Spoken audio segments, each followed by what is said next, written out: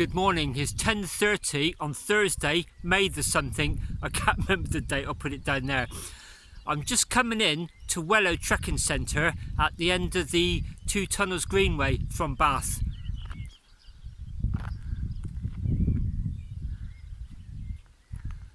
That's the direction I'm just heading.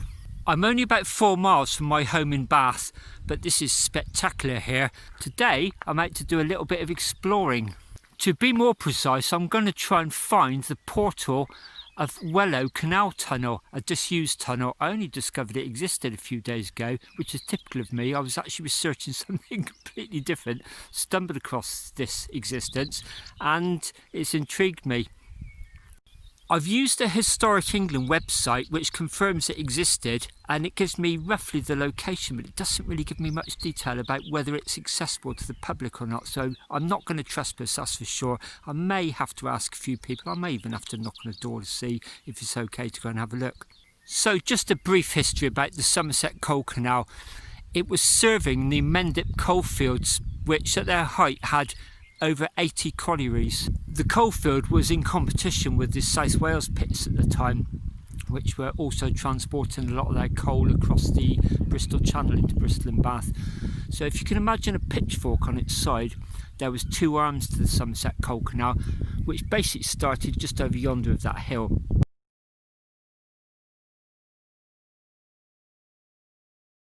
There was a southern leg, which is what I'm going to be exploring shortly, and a northern leg. So there's this one southern leg following the Wellow Valley, and later on I'm going to cross over this hill at Twinnow and go over and explore an aqueduct on the northern leg.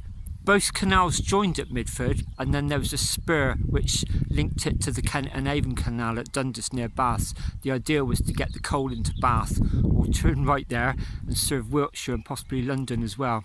So the northern leg later was actually prosperous for over 100 years. The southern leg, the Wellow leg, was never really prosperous. It opened around about 1800 and was converted into a tramway in 1815 because it never really made any money. That's where the tunnel is at Wellow. It would have once served a waterway and then later presumably the tramway.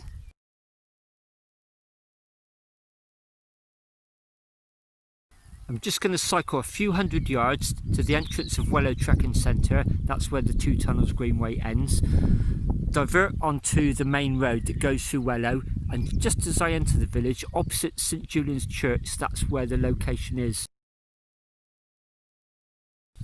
I'm now in Wellow, and I've just asked two walkers and a local lady, and I've had it confirmed that the tunnel portals are actually in private property, so I'm not going to trespass. What I can do is put a few pictures up now that I've grabbed off the internet.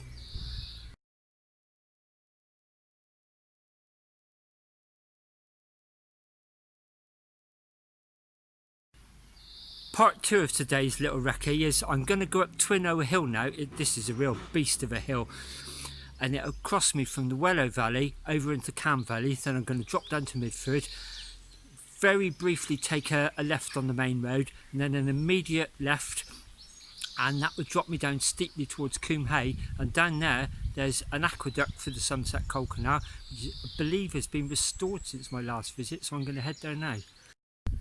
You may tell by my heavy breathing I'm at the top of Twinnow now. In fact, I'm just going to drop down into Midford. So I've just climbed up out the Wellow Valley through Twinnow. I'm just about to drop down steeply into the Cam Valley and into Midford this way. Some pretty good views from the outskirts of Bath here. That's Coombe Down up there. It's quite a distinctive landmark as well. There's an aerial just poking up by those trees there.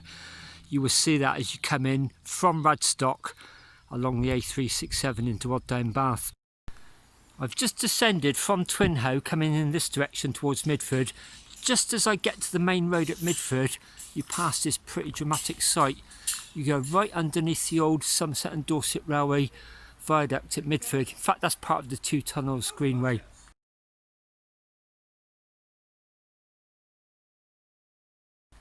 And that itself passes right over another railway. You may just make out the arch there. That second railway line, the so-called Titfield Thunderbolt, the Cam Valley line, actually has a link to the canal. In the late 1800s, the canals were going into decline. The railways were pretty much putting them out of business. But there was another interesting factor I read about during the week. The Somerset Coal Canal had always been very narrow anyway, so it was limited in the amount of cargo it could transport. Both arms of the canal ran alongside brooks, and the Cam Valley branch relied on water from the Cam Brook to keep it topped up, and it did that by a pumping station. In the late 1800s, that pumping station got badly damaged, and the level of the canal dropped severely, which limited its capacity to carry coal even further. That was pretty much the final nail in its coffin.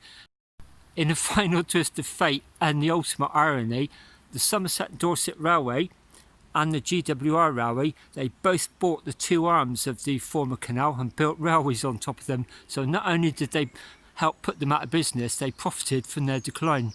The road from Twinhoe brings you out right underneath Midford Viaduct, just up the road from the Hope and Anchor pub.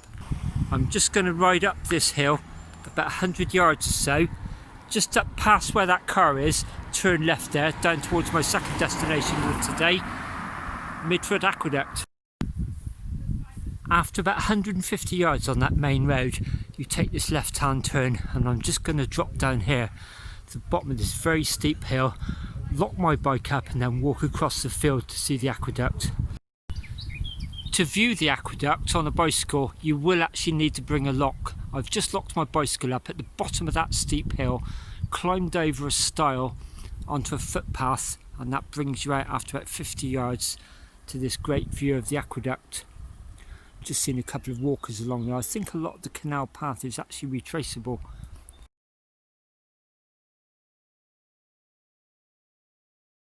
I first came to look at this aqueduct in the late 80s, early 90s I guess, and in those days it is in quite a bad state of repair, but you may see if I zoom in, it's had quite a lot of stonework and renovation work done on it. It's in quite good condition now. I won't go into further detail at this stage because the truth is I don't really know much more. There are some quite good internet links, and I'll actually add those in the description below this video. Now I'm going to head back to my bike, ride back up that steep hill, cross over that busy road, and then I'll drop down onto the Two Tunnels Greenway.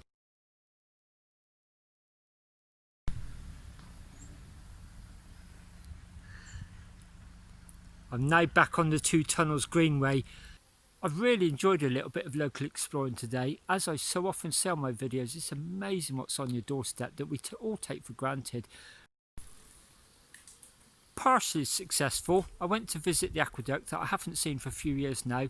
I wasn't sure about the tunnel.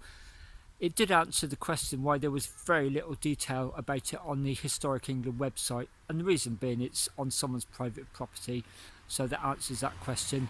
Now I'm going to head this way, 3.5 miles back to my darling wife and some lunch.